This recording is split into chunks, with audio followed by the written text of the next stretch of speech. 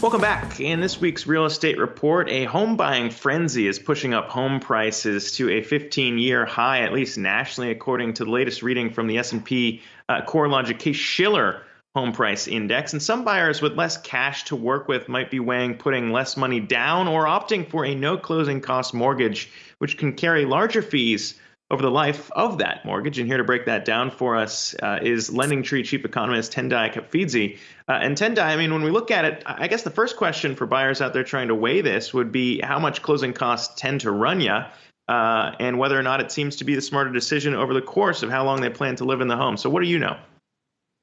So closing costs, they're right around between 2 and 6% of the mortgage. A lot of it depends on the lender and some of the other additional services that you need. So closing costs would include application fee, origination fees, appraisal fees, attorney fees, and things like that. And depending on the type of service, for example, the origination or the application fee, obviously that's with the lender. The lender can typically be more flexible with that. But other things like appraisal fees, taxes, and title fees, obviously those are being paid to somebody else. So the lender may not have as much flexibility with those, though they may be able to roll those into the cost of the loan or pay for those on your behalf and then increase your interest rate to give you that no closing cost mortgage.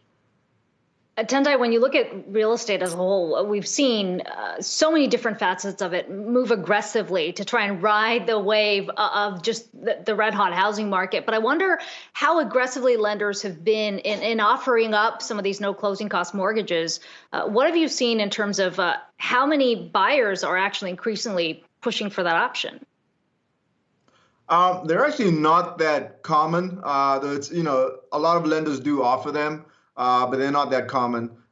Typically, if you're a first-time buyer, maybe if you don't have as much cash saved up, they can be an option that does increase access for home buyers. It's really a cash flow question in terms of how much cash do you have on hand that you're able to bring to the table at closing versus how much you're going to pay over the life of the loan. So it's kind of a strategy that has to do with your budgeting and your kind of near-term financial management. It's not a very common thing that people get no closing cost mortgages. And I guess it would only make sense if you plan to stay in the house for a relative short period of time. But how common might it be, to Akiko's question, relative to maybe putting less money down below that 20% norm to then opt to pay for insurance on the mortgage as well, since first-time buyers might be a little cash stretched considering how expensive homes are? Yeah, so that's one of the strategies that people do utilize. Is if you have a certain amount of money and you're trying to reach that 20% threshold on the down payment, particularly in this environment of rising home prices, you may opt to use the money you have saved up on the down payment versus on closing costs. Because if you do go over 20% down payment, then you don't have to pay mortgage insurance, which can be, a significant cost, over the life of the loan. So yeah, it's basically financial strategy. It's something you really want to discuss in detail with your lender. The other thing you can do, of course, is when you compare loans, you want to compare the closing costs as well.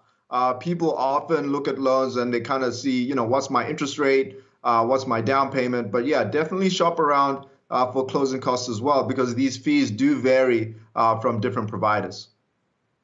How should buyers be looking at the trade-off, though?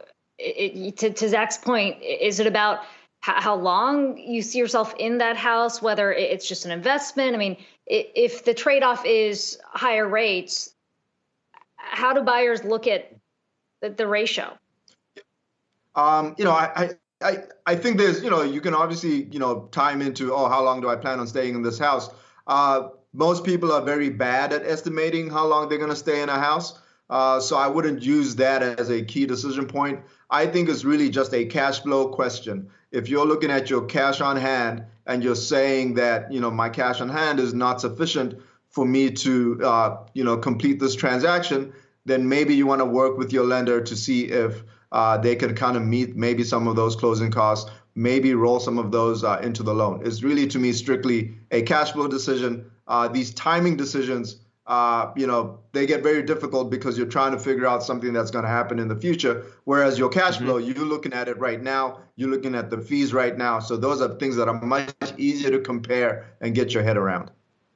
Yeah, it's an easier question of, do I have enough cash on hand to actually buy this house? That one seems relatively easier to answer. But when you think about maybe that being a warning sign, we've talked so long about home prices rising. Now, in this clip, the highest annualized rate of price growth that we've seen since 2006. I mean, if we are going to start to see first-time home buyers or maybe buyers at the lower end of the spectrum start to get priced out, are you seeing any of that now? If we're starting to talk about no-cost closing mortgages, I mean, what are you seeing at this point in the housing boom?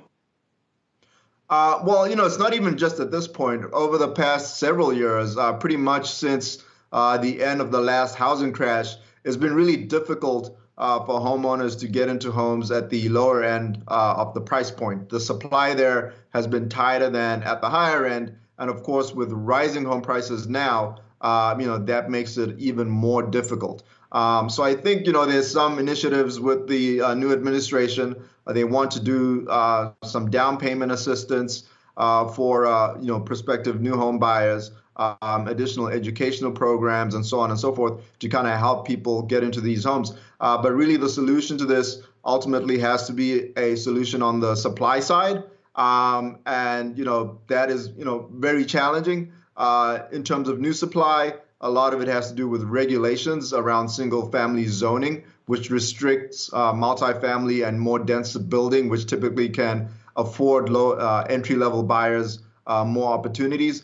And then, interestingly enough, this past year that we've seen with record refinancing at record low interest rate means that a lot of people are essentially, in a way, locked into their homes because they have such great rates that for them to move out of those homes and put those homes on the market, they would essentially be having to get into a new home potentially at a higher interest rate. And a lot of people will not want to do that. So the supply problem is going to persist for a very long time, in my estimation.